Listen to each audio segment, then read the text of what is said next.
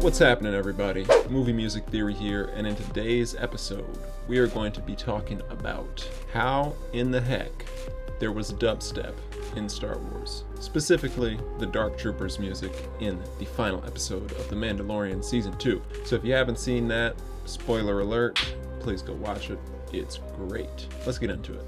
And before we go further, please remember to like and subscribe to the channel.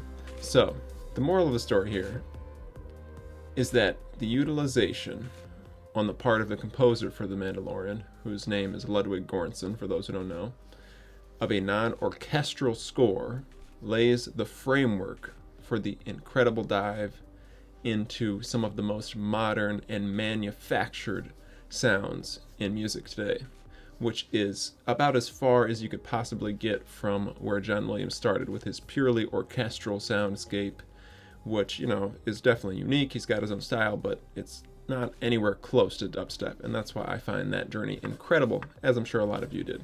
While the decision to use a non-orchestral score may seem almost unthinkable given the iconography of John Williams' music in the original trilogy and prequel trilogy, it is one of the most important artistic choices made that guaranteed The Mandalorian its status. The biggest difference from the musical strategy of The Mandalorian versus the strategy of John Williams is that instrument choice becomes a direct representation of the characters in the story.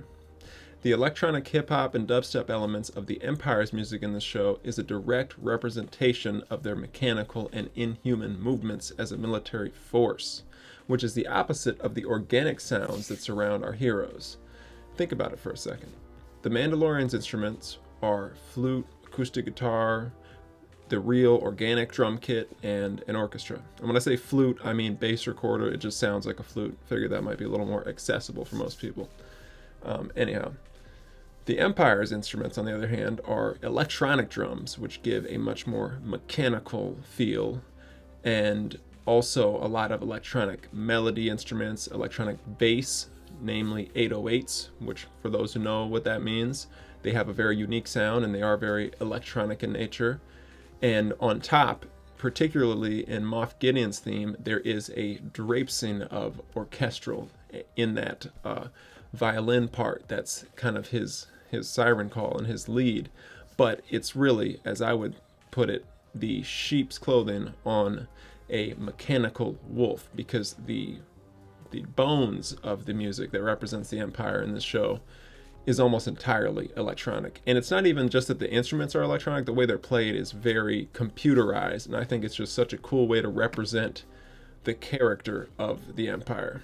So how does that get us to dubstep?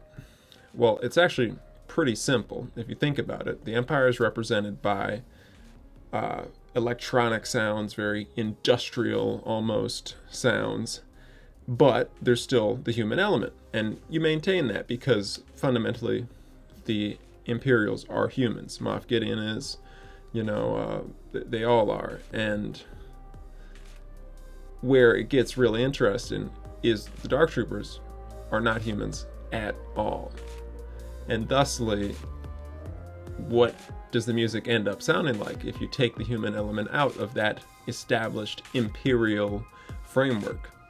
Purely electronic, right? And, when you go through those steps and you kind of understand the composer's process, that conclusion makes sense. But still, in that moment, the first time we hear their theme when they come to pick up Baby Yoda, it's pretty aggressive, but it's only for a few seconds.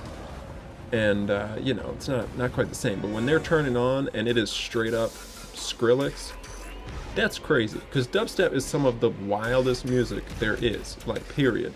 And you would never expect to see it in a film score, because it just doesn't leave space for anything. And that's the whole point in film scoring, is you're making music that fits around the story and the visuals and all the other elements of the film. But it still totally works, and I can't, now that I've seen it and heard it with that music, I can't imagine anything else, because it just totally defines their character. Because dubstep is so electronic, it says, hey, look, these are just not human on any level. You can't relate to them. Don't even try, and like visually and through the story, that is compounded by how crazy brutish and like just robotic they are, which was beautiful in its own right. But the music just totally sells it, because you're like, oh my, this is different, you know, and that's what they want to do. It's the finale, final conflict. You want to have the tension be as high as possible, and I think that the music does that very well. But probably the coolest part about that whole arc is, you know, we have their music going. It's scary, it's crazy. They're coming, they're banging on the wall. When Luke shows up, his theme, beautiful. One of my favorite pieces from the entire show, maybe tied with the main theme. But it's just the complete opposite, you know, and it really represents him as a character on so many levels. First of all, acoustic guitar as the lead. It's a very solitary instrument, you know. Acoustic guitar is an instrument that a lot of people play solo. It's a very natural instrument, so it often evokes a feeling of being out in nature or just there, and that's kind of what Luke is. He's a solitary figure in the Force, and he's also very level, and that simple little guitar melody, it just establishes like, hey, he's here, he's a Jedi. And you know, it's kind of menacing how calm that music is at first, because you're like, oh no, you Dark Troopers and your dubstep have got no chance. And as we continue, more elements add to it. You add choir, which, think about that. Choir is the most human instrument possible because it's the human voice, right? So we're just totally juxtaposing the Dark Troopers theme and saying, you know, here's your darkness, your mechanical, musical insanity. Here's the light through that. Just as organic and like human as you can get. But still, I'll say this, maybe people didn't pick up on it, the bass that's used in Luke's theme is electronic. And it highlights an important point, which is that just because you use electronic instruments, which you could define as any instrument that's made on a computer, it doesn't mean that they're always going to sound like dubstep. A lot of them you wouldn't even know are electronic. And this just is Ludwig Goransson, the composer, showing his breadth of compositional capacity, because he's using pretty much the same type of instrument for Luke's bass that he is for the Dark Troopers, but it generates a totally different effect.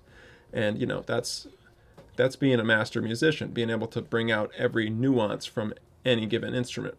So, you know, but it also, you can kind of tell, at least I could, because I'm a producer and a musician, I could tell it was electronic, and the way it was played kind of evoked that energy. And I think it tied them together a little bit. It said, hey, Luke is also a machine, but he's like the machine, you know, like you guys got no chance. And the coolest moment when it comes to a head is when he's coming up the elevator after he's just been mowing through the Dark Troopers, and it's mostly been his theme up until this point because they had no chance, and Baby Yoda's watching him on the monitor, and it's just a cool undertone.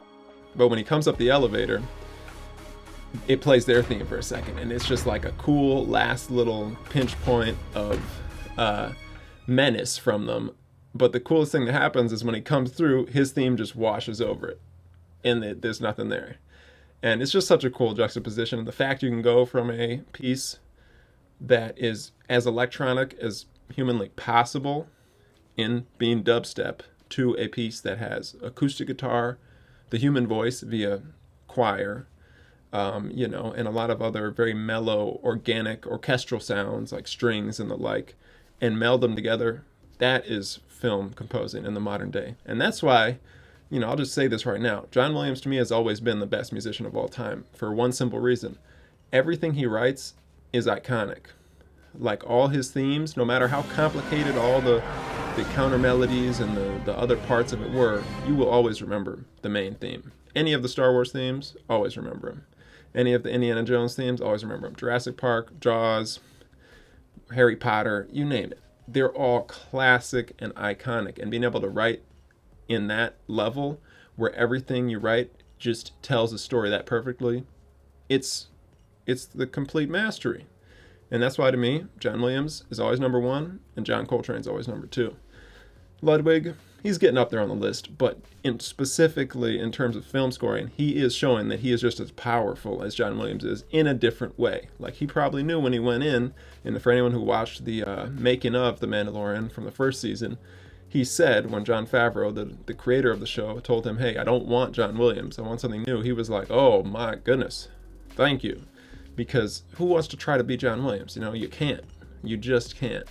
And I think he realized, okay, I have some skills here that'll help me stand out and will help evolve the sound of Star Wars, which he did. Because that's what this whole video is about. How in the heck did dubstep end up in Star Wars? And it's just fascinating, and it goes to show that he is just as much of a beast as John Williams is in his own way. So that's the long answer as to why there was dubstep in Star Wars. I hope you found it interesting, and if you did, please consider liking the video and subscribing to my channel, and I will catch you on the next one. Peace.